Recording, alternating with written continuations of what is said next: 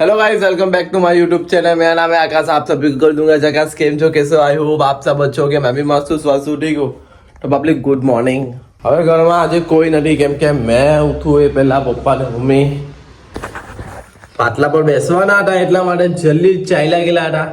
ચાલ્યા ગયા, મને બધું કામ મૂકી ગયેલા છે, તે કામ પતાવવાનું છે। હવે જીમ જવાનું મન નહીં થતું આજે કેમ કે તાવ ભાઈ થઈ ગયેલો છે એકદમ જોરદાર રીતે બીમાર।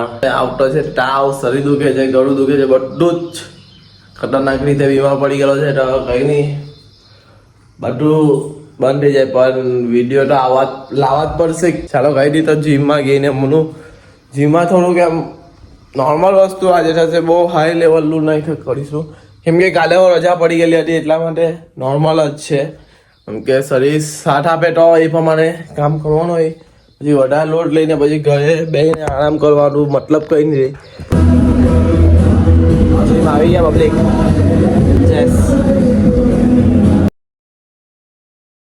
ચેસ ટ્રાઇસેપ કાલે નહીં આવડે એટલે આજે બાય જાય છોડી દઉં। તો પબ્લિક જીમથી આવી ગયા, બહુ મજા નહીં આવી કેમ કે યાર શરીર દુખે છે ને થોડુંક બીમાર જેવું લાગ્યા કરે ને મજા નહીં આવી એટલે થોડુંક જ બહુ એક્સરસાઇઝ નહીં કરી, થોડીક કરી નીકળી આવ્યો। પહેલી વાર આપણે ટ્રાય કરીએ છીએ વેફર તળવાનું। તેલે ગરમ કરવાનું આવે પહેલાં ને, બરાબર ને પબ્લિક? તો ગરમ થઈ જાય પછી આપણે તળીએ ને જોઈએ આપણે કેવી રીતે તળીએ છીએ। ચકલીઓ છે ને વેફર, ચકડી નહીં ખબર જોઈએ તે।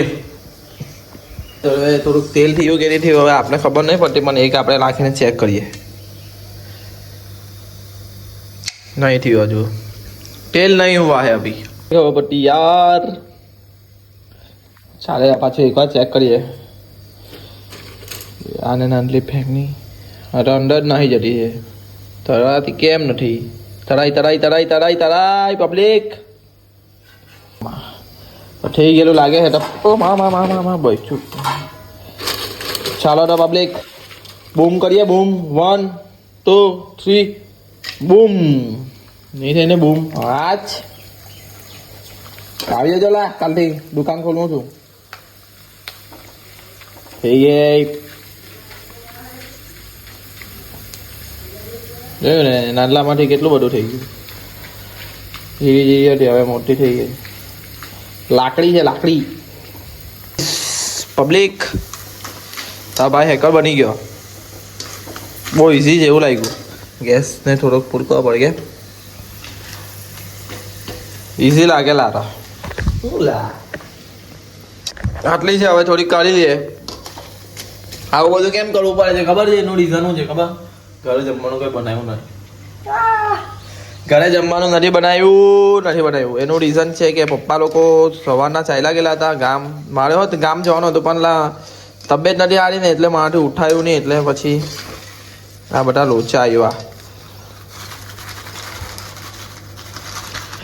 હવે કેરી કાપવી પડશે કેમ કે આટલામાં તો પેજ નહીં ચડાય, કેરી કાપીએ પછી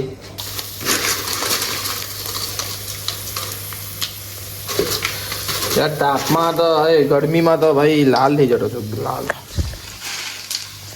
મમ્મી લોકો કેમ બનાવતા હે? આ તો ખાલી તરવાનું જ છે ભાઈ।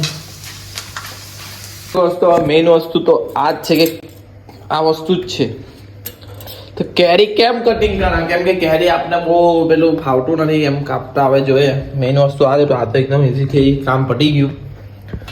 તો જોઈએ હવે કાપ્યા ને તો મોબાઈલને સેટ કરો। પહેલે આ કાપવાનું આવે, કેવી રીતે કાઢવાની આવે? ફર્સ્ટ ટાઈમ છે વસ્તુ, બધું જ તળવાનું તો કોઈ વાર મમ્મી કહે કે પલટી કાઢ, પણ કેરી કાપવાનું આપણે કોઈ દાડા શીખા નથી। ये क्या रे, ये तो पूरी बिगड़ गई है। तो पब्लिक જોયું ને, આનો નતીજા જો ગોટલો કાપી કર્યો। ક્યાં રે યાર બજનું, એટલે યાર મને ને કેરી કાપતા નહીં આવડે, આ જ મગજ મારી હોય મારી। હવે વાંધો નહીં આવે, પહેલો સ્ટેપ જ હતો તેમાં જ આપણે નાકામ થઈ ગયા. ચાલો તો હવે શાંતિથી મસ્ત ખાઈ પીએ, મજા કરીએ, પછી હેર કટિંગ કરાવવાના છે, પછી નાહી ધોઈને ગામ જવાનું જ છે. વેફરને ચાખી તો લઈએ તમે આંખની અંબે. તેલ વધારે લાગી ગયેલું એવું લાગે. ચાલો તો વેફરને આપણે ચકાસણી કરી રહ્યા છીએ આપણા જ હાથની.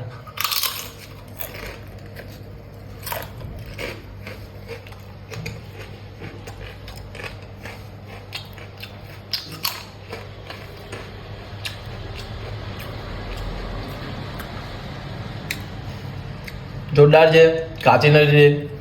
તો કાચી દુકાન ખોલવાનો વિચાર છે, ખોલી કાઢીએ. પાર્ટનર તો બહુ બધા છે. કેરીઓ જોરદાર છે, ખાલી કપાવામાં જ એક ભૂલ છે.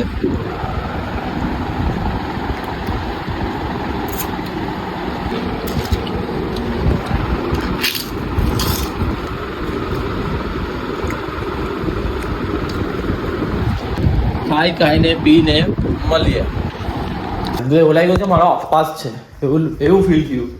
આજે મેં અપવાસ રાખેલો છે, કેમ કે જો પેલું જે વેફર હતી તે અપવાસમાં ખવાય એ હતી. કેરી તો હવે ખબર છે ફળ એટલે ખવાય અપવાસમાં.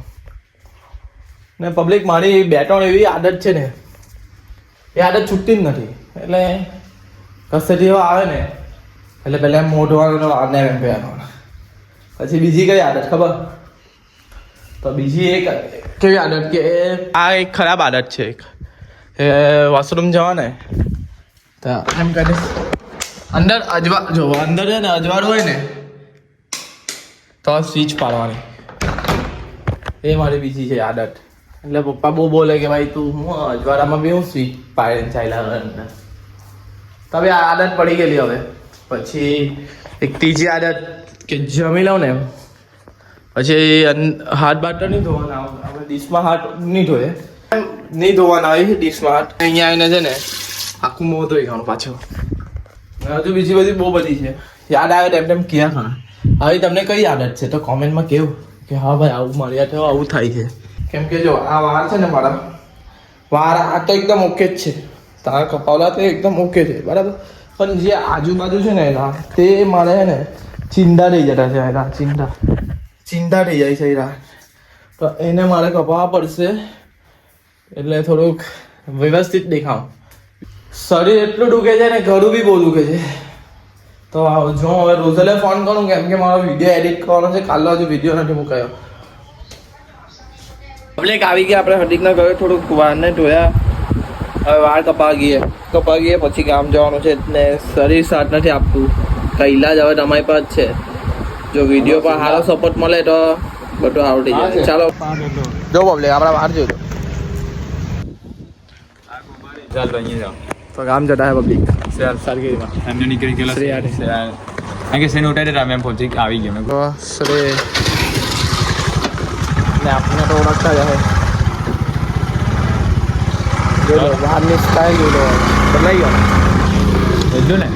હા એટલું. શ્રી ભાઈ પહેલી વાર આવ્યા વિડીયોમાં. હા તો એની આવે કેડન્સ છે ના આ તો રેગ્યુલર હે. ફોર્મલમાં કેવું લાગે આપણે? ફોર્મલમાં કેવા દેખાય? ચાલો પબ્લિક ગઈએ છે ગામ. તો આજે મંદિરની સ્થાપના થાય છે. તમને થોડું બતાવ્યા પહોંચી હવે દોરા લગાવી એને પહોંચી ગઈ. ચશ્મા પહેરે ત્યારે ચશ્મા આગળ જોઈ લો. હા ચશ્મા પહેરો દેજો. વન લવ.